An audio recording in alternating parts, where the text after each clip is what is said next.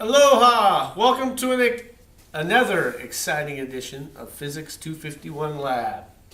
Today, maybe my favorite lab of all time, because we're going to make you guys run up the stairs out there by the library and also do body weight squats. So, you should have a good time. Okay, today we're talking about energy and power. So I want to tell you a few things about energy and power. So energy is measured in joules. A joule is a Newton meter. Remember, a Newton is a unit of force times a meter. If you break it down, it's a kilogram meter squared per second squared. Okay, so as human beings, you need energy to move around. So we get our energy from eating food, right? So this guy right here, the capital C calorie, that's a food calorie. That's, if you look on the food labels, that's what they're talking about. Well, it turns out that it's just another unit of energies. So it turns out that there's 4,180 joules in a food calorie. And a joule is a Newton meter, which means if you lift a Newton weight a distance of 1 meter, that's what a joule is equal to. A Newton weight is like 100 grams. Okay, today we're going to deal with gravitational potential energy. Okay, gravitational potential energy is, let me do a quick demo here.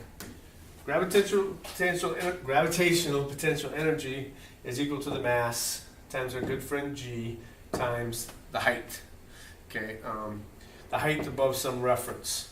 So if I hold this pen 1 meter above the floor, it's got some gravitational potential energy. If I release it, it travels down until it hits the floor. As it falls down, it speeds up. So what's happening is that gravitational potential energy is getting converted into kinetic energy, which is the energy of motion. I should write that down over here. Kinetic energy, the energy of motion,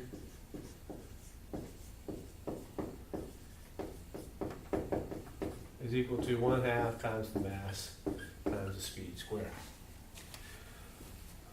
So just dropping the pen is a simple example of converting one form of energy to another form of energy. The very nice thing about gravity is its gravitational potential energy is very convenient to calculate. Okay, because it just depends on the mass times G. Remember, if we take the mass times G and multiply it together, that's equal to the weight of an object. Okay, and so it's just equal to the weight of an object times the height that it moves through. And we can measure the height that something moves through with the meter stick. So gravitational potential energy is very, very convenient to calculate. And it's something that we have a great experience with here at Chaminade because we're set on a nice steep hill. And you know from experience that it's much more difficult to walk up the hill than it is to walk down the hill. The reason it's more difficult to walk up the hill is you got to make gravitational potential energy when you do so. Right? It costs energy to get gravitational potential energy. So as you go up, your body has to burn energy to produce that gravitational potential energy. All right, one more thing we want to talk about is power. What is power? Power, you get power from the energy production, and you divide it by the time. The units are joules per second, and that's what a watt is. You guys probably heard of a watt before. That's where the watt comes from. It's a joule per second.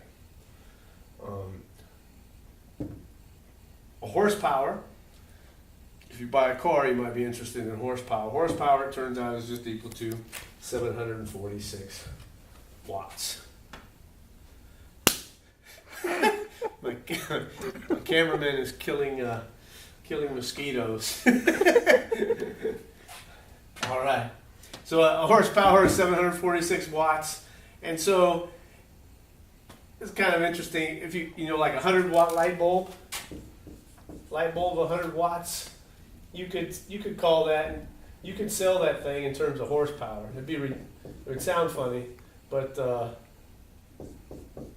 if we do the unit conversion, we